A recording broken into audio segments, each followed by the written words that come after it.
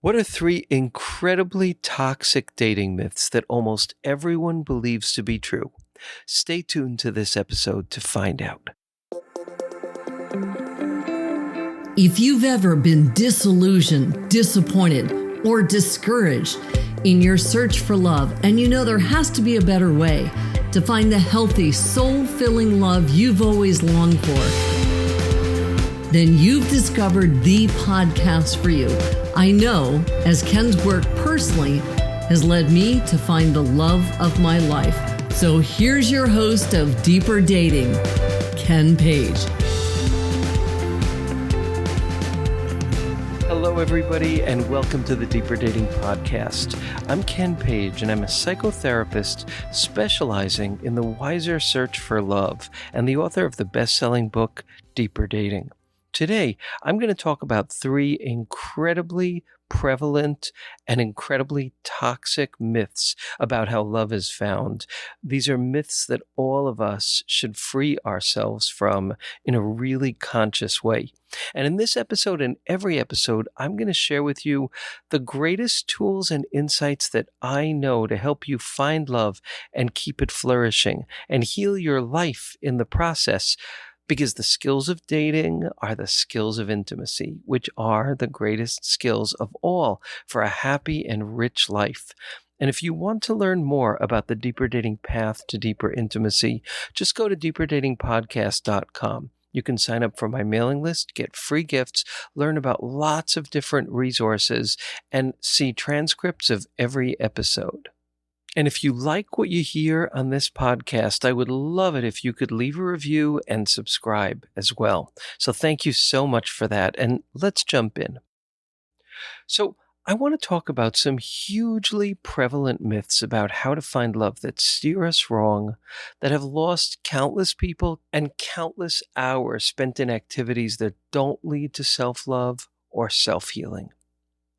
The first dating myth is that looking carefully for compatibility factors outside of basic mental health and basic shared essential life values is going to help you make a better choice. It seems like it makes sense until we go deeper and until we look at the research. In choosing who's going to be the right type for you, you are not doing yourself a favor by articulating all the specifics, like they need to be vegan, or they need to live within a 20-mile radius, or they need to be this exact height range. Now, as much as I love the concept of manifesting, part of the amazingness of finding love is that you get surprised and you get stretched by love. You fall in love with people who are so different than someone you thought you would fall in love with. And as we grow in this path, we find that happening more and more. There was this wonderful gay couple comedy musical duo, I think back in the 80s or the 90s. Their names were Romanowski and Phillips. And they wrote this song about their surprise in falling in love with each other that said so much. And the song was called, "I Thought You'd Be Taller."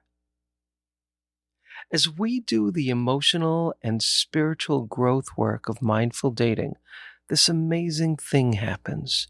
The rigid boundaries of what we're looking for start to soften as our hearts begin to soften, as we begin to soften to ourselves and soften to intimacy.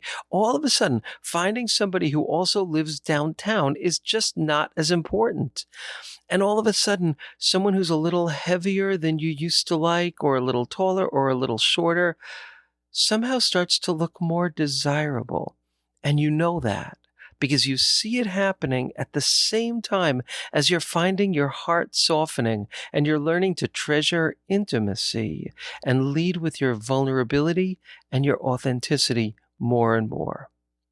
And these shifts are something to celebrate, truly, truly celebrate. They mean that your spiritual journey is proceeding. They mean that you're becoming more yourself. They mean that you are learning the true lessons of intimacy.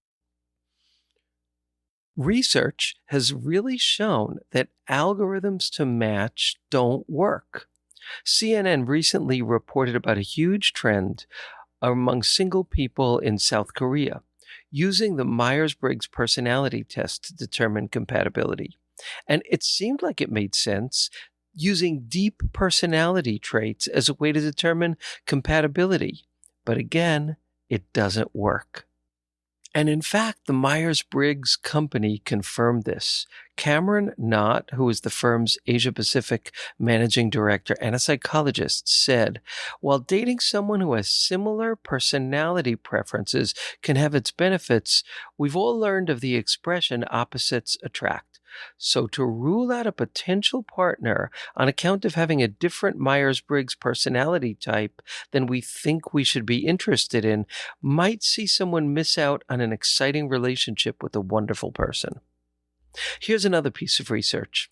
A few years ago, and this was from Wired, and just a fascinating article, Samantha Joel, who was a researcher, recruited 85 scientists, and she merged already existing studies into one Uber study, and she ended up with a data set of 11,196 couples. Sadly, all heterosexual, but that happens a lot. So they had data on demographics like age, education, income, and race, how attractive people rated each other, sexual tastes, interests and hobbies, values, and mental and physical health. And then they used high-level data analysis and artificial intelligence and machine learning to see what compatibility factors forecasted a good, successful, happy relationship. And guess what? None of those compatibility markers could forecast that with any high level of success. Eli Finkel, who's a brilliant, well-respected researcher, disproved the myth that algorithms can forecast a good match. And Sam Yagan, who's the founder of OkCupid and I believe the CEO of Match Brands worldwide at one point, and OkCupid did tons of research. And what Sam found out was there were essentially no compatibility questions that could forecast a good match. So I encourage you to stop thinking you're serving yourself by narrowing your boundaries. Not around character, not around deep life values, but around kind of pretty much everything else. Widen your boundaries immensely at first. Ask yourself this question. If I found somebody who was truly, truly my soulmate, and I knew that they were my soulmate, would I really say no to being with them because they're not the religion I thought I should be with, or they're not rich enough, or they live too far, or they're not a foodie? That's the way I encourage you to think of this. If I met someone who was so my type that they were my absolute soulmate, what would be the parameters where I would have to say no? Love expands us, and the wiser search for love expands the parameters of what we're willing to look at when it comes to things like height and weight and all of that. Now, I am not saying you should be with someone you're not sexually and romantically attracted to at all. You must be with someone who you're sexually and romantically attracted to, but don't prematurely set compatibility standards that narrow your field in such a way that love can't surprise you anymore. But also, please know that as your heart softens and you learn to lead with your true, essential, amazing, unique self, your attractions will begin to shift. They will begin to become more plastic, and that's a wave that we truly want to be riding. That's something to be celebrated. My good friend Hara Morano, who's the editor-at-large of Psychology Today, who for decades has interviewed the greatest minds in the field of relationship science, whittles dating wisdom down into what she calls the 3 C's that determine potential happiness in a relationship. The first is character. The second is character. And the third, yes, you guessed it, it's character. So stretch your parameters and let love surprise you. And here's the second myth. It's what I call old sexism in a new age bottle, or stealth heterosexism. It's the limited concept of polarity and sexual attraction. It's the gender role crap. The concept goes like this. The more polarity between masculine and feminine in a couple, the more attraction and the more passionate and hence successful the relationship is going to be. This understanding is so Stone Age and primitive that it's kind of painful to think about. Polarities are real. As they say, Eros is a spark that needs to jump a gap. Difference is sexy. It's necessary. That is completely true. However, this is where we need to evolve, and badly. There are two erroneous toxic assumptions in the way that people present this concept of polarities. The first is that the only significant polarity is masculine and feminine. No. What about a feeler and a doer, an intellectual and someone who works brilliantly with their hands, someone who's fiercely ambitious and someone who loves to create a warm, loving home, someone who is sexually dominant and someone who's more sexually submissive? These are all qualities that create polarities. Differences in ways of being in the world are polarities. And those polarities are complicated, but they're sexy. And the second erroneous conception is to tie all of these traits to your genitalia. Feminine is defined as the female gender. Masculine is the male gender. So when we use these terms, we are, as much as we might tell ourselves we're liberated, we are limiting ourselves profoundly to an ancient and oppressive gender role stereotyping. And then there's a workaround that people do to be inclusive that is really this doesn't work around. And it's that because this limited concept of polarities has to be true, in a gay relationship, one person is the masculine one and one is the feminine one.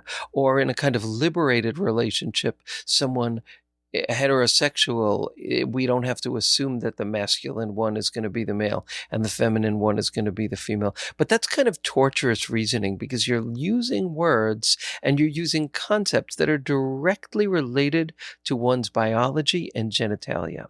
And thank God the queer community teaches us that gender identity is this wide and beautiful spectrum, not a binary thing. So imagine the difference between a simple on-off switch and a beautiful light console with an infinite range of possibilities. That's kind of how we need to look at these qualities. In some ways, we are fiercer and more dominant than we let ourselves be. In other ways, we are more gentle and more tender than we tell ourselves we should be. Our job is not to follow along the lines of what society tells us we're supposed to be in terms of masculinity and femininity. And here is something I've discovered in my decades of work as a psychotherapist. The very qualities that you think are either too masculine or too feminine and will get you in trouble or make you less attractive are your hottest qualities. They are your nuclear gifts. And as you embrace them, your sense of personal power will increase incredibly. Is it scary? Is it breaking taboos? Yes. But hey, what else are we here for, folks? Our job is to uncover both our deep tenderness and our deep ferocity. Researchers are now beginning to talk about not masculinity and femininity, but instrumentality and expressiveness, which are freed up from genitalia and gender. I speak about this in a lot more detail in episode 14. I've spoken with so many people who somehow feel like they're more spiritually evolved because as women, they're just more naturally feminine, or men who feel like they're more spiritually evolved because they're more masculine, and they're fed these concepts by popular culture. Women, don't be too masculine because you'll chase the men away, meaning that rigid gender roles trump authenticity. I've heard many women say, but wait a minute, it's a really good idea to let go of those fierce, intense, masculine qualities that maybe I use at work so that I can soften and connect to my feminine self and be present on a date. 100% true. But who told us it's not the man's job to also learn to soften and to leave work at work and to connect to their heart? Guys, let go of this terrible myth that you have to be an alpha male. It's tyrannical. You have to be you. And women, please let go of this myth that you'll scare men away if you're too empowered. Each of us needs to cultivate this incredible spring of fierceness and power, and this incredible spring of tenderness, the instrumental and the expressive, to find our own balance. And within a single relationship, there can be multiple polarities. And research shows that couples who live out different aspects of stereotypical gender roles, who have that fluidity and that openness, are the couples that are the happiest. And the ones who are stuck within the boundaries of typical sex roles are the least successful in their relationships. And this is a way that queer culture, and particularly trans culture, is leading the way in the world to help us drop and break through these electrified tripwires of gender taboo that are still masquerading as healthy dating advice and hurting powerful men and tender women all around the world. The third is a profoundly wrong approach to the issue of attraction, meaning that there's this relentless and tyrannical focus on the importance of making yourself more attractive that eats into people's self-esteem in powerful ways. The definition of one's self-worth based on the way one looks has been particularly oppressive to women and maybe to gay men too. That's the number way that people encourage you to find love, is to just make yourself more attractive. It's also on an emotional level. There are countless rules that twist us into knots.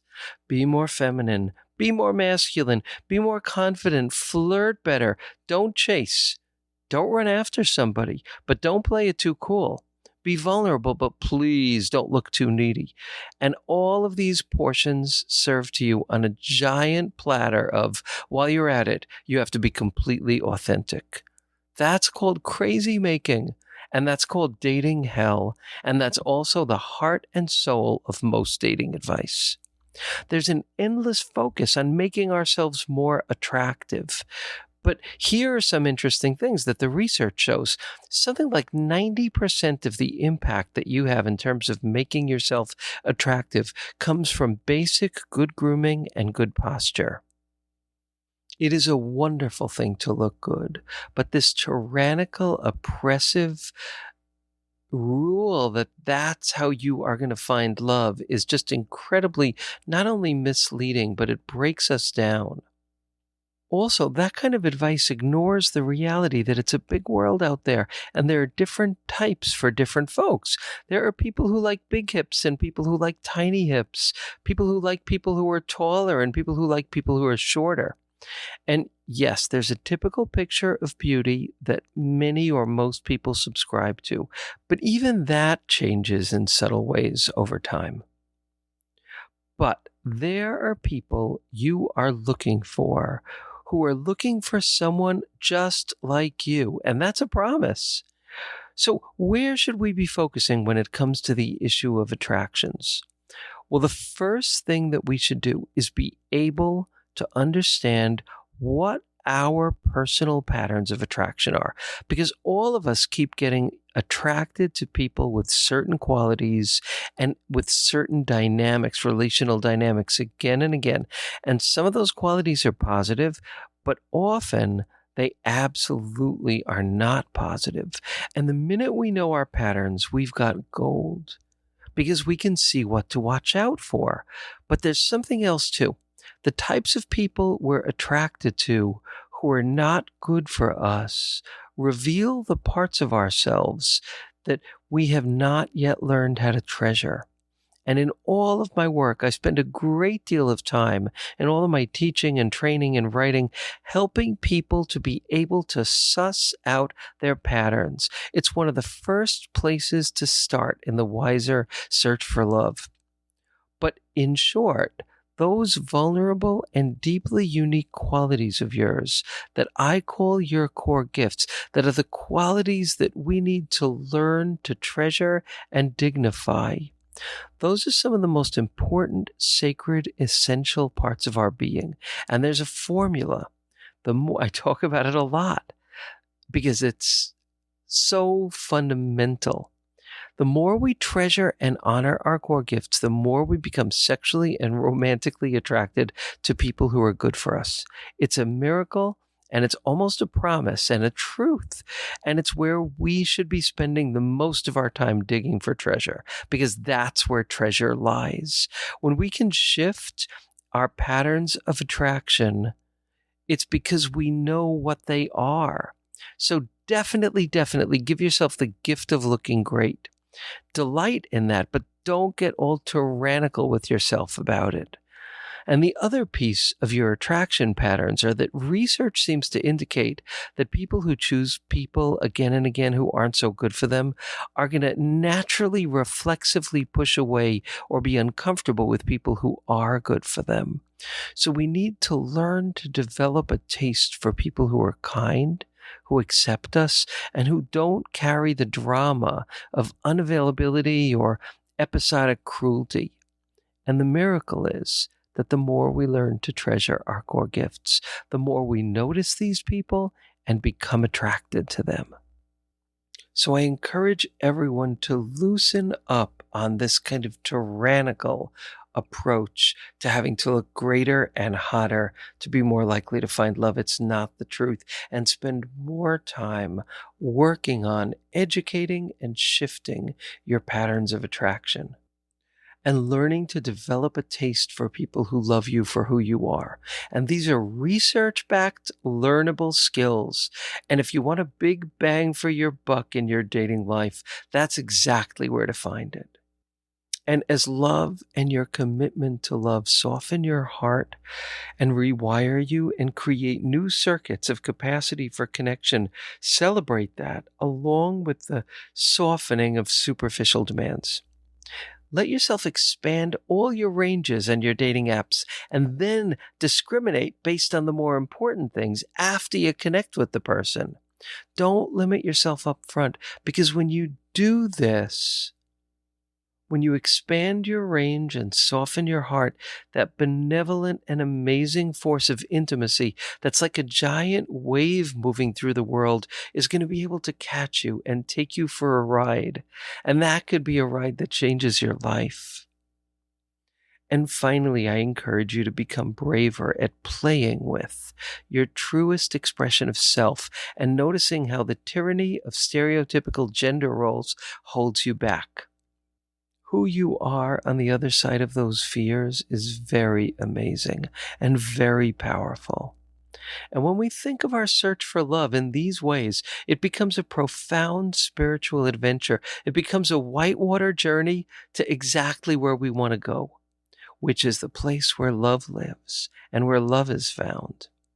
So thank you so much for listening, and I look forward to connecting in the next episode of Deeper Dating. But meanwhile, if you try these concepts, if you try these adventures, please write in and let me know what happens. Remember, when you go to deeperdatingpodcast.com and you click Ask Ken, you can leave your stories in a message on a recorded line. You could let me know if you want me to use the recording or paraphrase, but in any case, I will do my best to respond to as many people as I can on the podcast. Thanks for listening, and have wonderful adventures on this journey.